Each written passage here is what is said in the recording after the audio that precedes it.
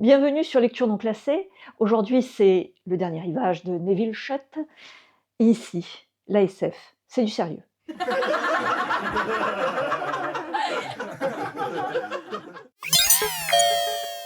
Spéciale dédicace au commandant de la Royale, Dominique 7934, fin connaisseur de SF, mon commandant. Et c'est qui l'auteur? Nevil Shutt Norway, né en 1899 à Londres et mort d'un AVC en 1960 à Melbourne en Australie, était un ingénieur aéronautique, aviateur et écrivain britannique. Il a commencé sa carrière chez De Havilland Aircraft Company avant de rejoindre Vickers en 1924 où il a travaillé sur le développement de dirigeables. En 1931, il a cofondé sa propre entreprise Airspeed Limited qui a notamment produit le planeur d'assaut Orsa utilisé lors du débarquement en Normandie. Durant la Seconde Guerre mondiale, il a travaillé sur le développement d'armes secrètes. En 1944, sa notoriété d'écrivain lui a valu d'être envoyé comme correspondant de guerre lors du débarquement en Normandie et plus tard en Birmanie. Shutt a publié son premier roman Mahazan en 1926. Ces romans, souvent inspirés par ses expériences en aéronautique, sont caractérisés par un style simple et lisible avec des intrigues bien définies. Son roman On the Beach, le dernier rivage publié en 1957, lui a apporté une grande notoriété. En 1950, inquiet de ce qu'il percevait comme un déclin du Royaume-Uni, enfin les impôts surtout, il a émigré en Australie avec sa famille, s'installant dans une ferme près de Melbourne, où il est devenu pilote de course amateur sur une Jaguar XK140 blanche. Et c'est quoi l'histoire?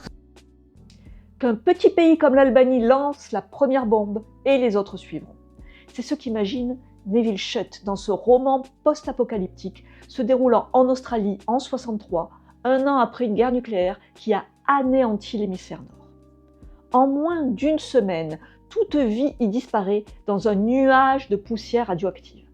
On pourrait s'imaginer que cette poussière va se stabiliser, que nenni, c'est compter sans les vents qui l'entraînent irrésistiblement vers l'hémisphère sud. Dans 6 mois au plus, l'Australie sera le dernier rivage à succomber. Le récit suit plusieurs personnages principaux. Dwight Towers, capitaine du sous-marin américain Scorpion, réfugié en Australie. Il place son navire sous le commandement de la Royal Australian Navy et participe à des missions d'exploration pour évaluer l'étendue des dégâts et la progression des radiations.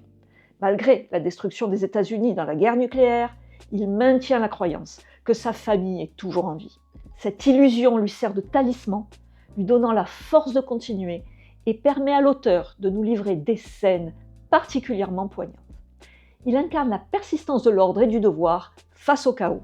Son attachement à sa famille et son refus d'accepter pleinement la réalité de leur mort symbolisent la difficulté humaine à faire face à des pertes catastrophiques. Moira Davidson, une jeune Australienne alcoolique qui développe une relation avec Towers. Bien qu'il soit attiré par elle, il reste fidèle à sa femme, qu'il imagine toujours vivante. Peter Holmes, officier australien de liaison sur le sous-marin US, et Mary, son épouse anxieuse, qui s'occupe de manière fébrile de leur bébé. John Osborne, scientifique australien, embarqué à bord du sous-marin Scorpion afin d'étudier l'évolution de la nappe de radioactivité. Passionné de course automobile, il décide de se lancer dans une course à haut risque, choisissant l'adrénaline plutôt que la résignation. Moira décrit John comme étant totalement fou, ou dippy en anglais. Alors que la fin approche, les personnages réagissent différemment face à leur destin inéluctable. Mais un espoir surgit lorsqu'un mystérieux signal radio émis depuis Seattle justifie une expédition sous-marin vers l'hémisphère nord. Dis-nous quels sont les thèmes. Le roman aborde des thèmes universels. À travers le prisme de la fin du monde, il explore les réactions humaines face à une inévitable et rapide extinction. La plupart maintiennent une apparence de normalité, d'autres s'adonnent à des comportements extrêmes ou sombrent dans le déni. Le roman explore leurs luttes émotionnelles et leurs tentatives de trouver un sens à leurs derniers jours. Entre espoir, renoncement, dénégation, lucidité et rêve, chacun compose à sa façon avec l'irrémédiable. Le roman questionne aussi l'identité et la résilience. Comment garder sa dignité et son sens de soi quand tout s'écroule ? Face à la solitude, les protagonistes cherchent désespérément du réconfort dans leurs relations. En filigrane, Shutt dénonce la course à l'armement nucléaire et les risques d'un conflit mondial, transformant son récit en un cri d'alerte. Entre l'espoir d'un miracle, comme le mystérieux signal radio de Seattle, et l'acceptation de l'inévitable, Le Dernier Rivage livre une réflexion poignante sur ce que signifie être humain face à sa propre perte. Référence et influence. Les œuvres de Schott reflètent souvent les préoccupations de son époque, comme dans What Happened to the Corbetts en 1939, qui anticipait le bombardement des civils pendant la Seconde Guerre mondiale. Le roman a contribué à établir les fondements du sous-genre post-apocalyptique dans la science-fiction, inspirant de nombreux auteurs à explorer des scénarios de fin du monde. Il a participé à la sensibilisation du public aux dangers de la guerre nucléaire, thème qui est devenu récurrent dans la science-fiction des années 50 et 60. Le monde englouti, 1962 de J.G. Ballard, s'inscrit dans la lignée des œuvres post-apocalyptiques traitant de catastrophes environnementales. Dis-nous en plus sur la structure. C'est un roman post-apocalyptique qui nous plonge dans une ambiance poignante. On l'a déjà dit, l'histoire se déroule entre décembre 62 et août 63. Le cœur du récit se situe à Melbourne, en Australie, mais il nous emmène aussi en sous-marin vers Seattle et les côtes de l'État de Washington. La narration est assurée par un narrateur omniscient à la troisième personne qui alterne entre les points de vue des personnages principaux. Le ton, il est sincère, triste, dans un style clair et simple. Côté intrigue, la structure est bien ficelée. On commence par l'exposition, on découvre les personnages, leur quotidien dans ce pays pas encore dévasté. Ensuite, plusieurs éléments viennent alimenter le suspense. Une théorie scientifique, la théorie de Jorgensen, qui laisse entrevoir un peu d'espoir. Un mystérieux signal radio capté à Seattle. Et une quête pour trouver des signes de vie le long de la côte nord de l'Australie. Une lecture marquante, tout simplement. Cependant, le roman porte également les marques de son époque, notamment dans sa représentation des personnages féminins. Ils sont terriblement stéréotypés. Les deux figures principales, Moira Davidson et Mary Holmes, manquent de profondeur et sont souvent réduites à des clichés. Moira, pourtant introduite comme une femme intelligente et vive, finit par s'effacer dans un rôle plus conventionnel, semblable à celui de Mary.